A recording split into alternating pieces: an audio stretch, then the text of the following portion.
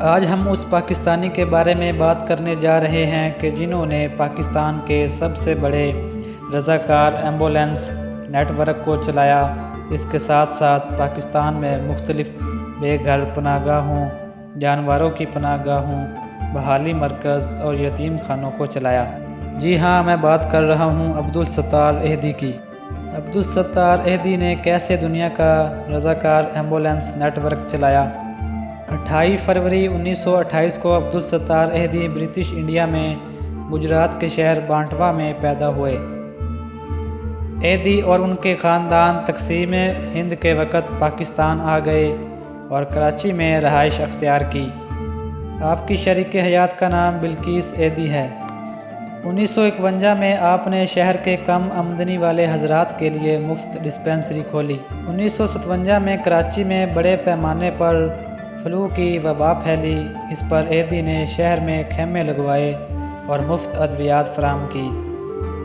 مخیر حضرات نے دل کھول کر اہدی کی مدد کی۔ امدادی رقم سے اہدی نے وہ پوری عمارت خرید لی جہاں ڈسپنسری قائم کی تھی، اور وہاں زچگی کے لیے ایک سینٹر اور نرسوں کی تربیت کے لیے ایک سکول کھول دیا، اور یہی اہدی فاؤنڈیشن کی بنیاد تھی۔ کراچی کے ایک تاجر کی امداد کی بدولت اہدی نے ایک ایمبولینس خریدی اور خود اس کو چلانے لگے۔ اتنے بڑے نظام کو چلانے والے عبدالستار اہدی کی زندگی سادگی کا نمونہ تھی۔ ان کے پاس کپڑوں کے صرف 2 جوڑے تھے، ایک میلا ہوتا تو دوسرا پہن لیتے۔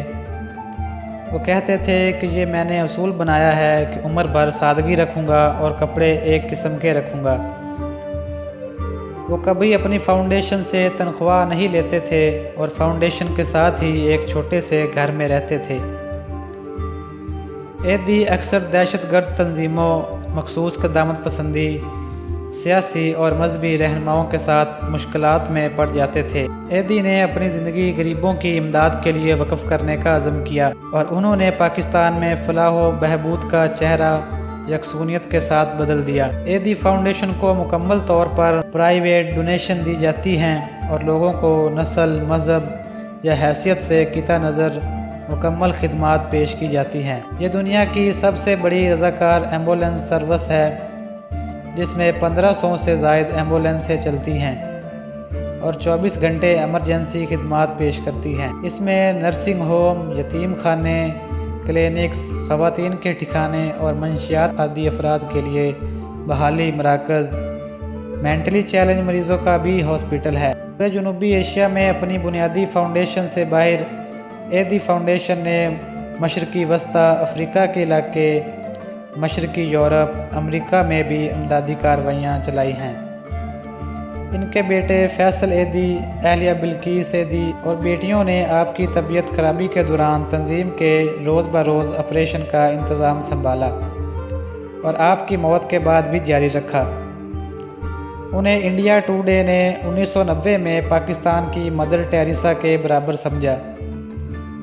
BBC نے آپ کو پاکستان کی سب سے معزز شخصیت کہا۔ 16 اگست 2006 کو بلقیس اہدی اور کبریٰ اہدی کی طرف سے اہدی انٹرنیشنل ایمبولینس فاؤنڈیشن کے قیام کا اعلان کیا گیا۔ 16 اگست 2006 کو بلقیس اہدی اور کبریٰ اہدی کی طرف سے اہدی انٹرنیشنل ایمبولینس فاؤنڈیشن کے قیام کا اعلان کیا گیا۔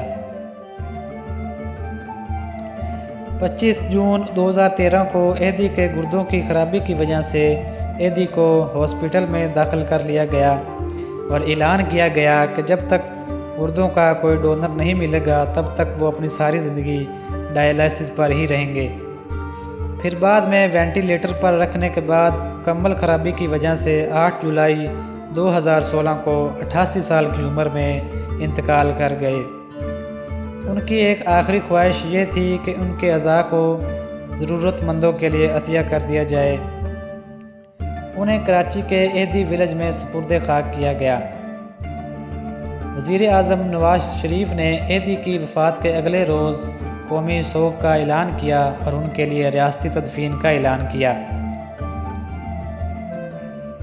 اور پھر پاکستان کی تاریخ میں تیسرے شخص بن گئے کہ قائد اعظم محمد علی جناح اور ضیاء الحق کے بعد ریاستی وقار کا جنازہ وصول کیا۔ وہ واحد پاکستانی ہے کہ جس نے ریاستی اختیار کے بغیر ریاستی بندوق بردار جنازہ وصول کیا۔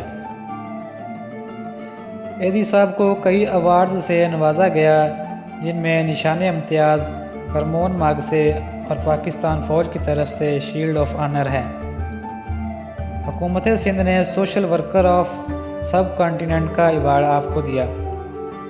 تقریباً 2000 سے زائد تعفن زدہ لاشیں آپ نے اپنے ہاتھوں سے اٹھائی اور ان کی تدفین مکمل طریقے سے کرتے رہے۔